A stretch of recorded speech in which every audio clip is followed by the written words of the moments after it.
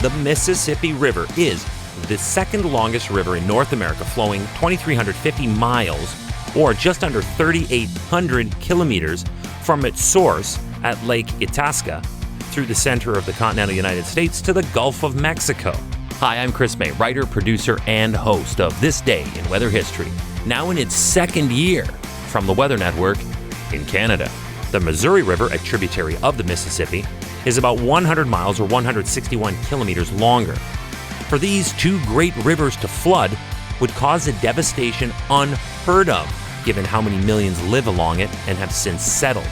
But that did happen this day in weather history.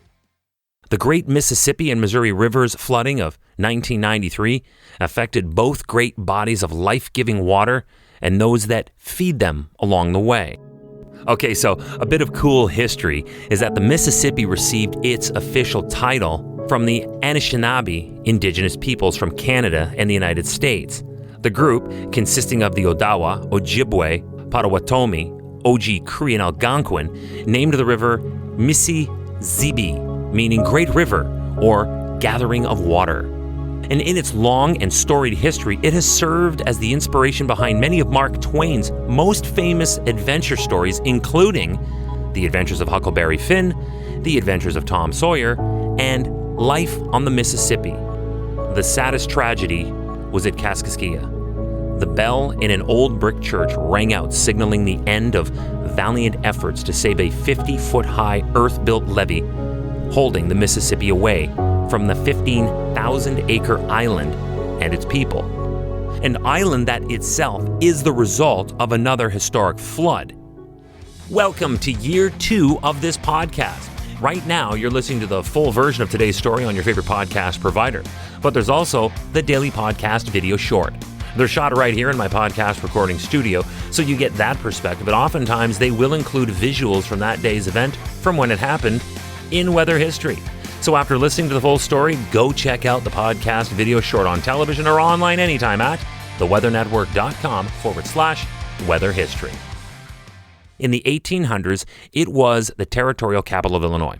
In 1881, a huge flood moved the main channel of the Mississippi to the east and left a backwater in its old channel to the west, creating the island that we know today.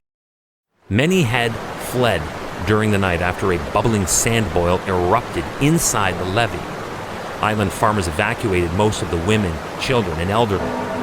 As the clanging church bells sounded that final warning, the Mississippi River crashed through a levee and wiped out Kaskaskia Island, a historic plug of land that was home to 150 people who held out to the terrible end.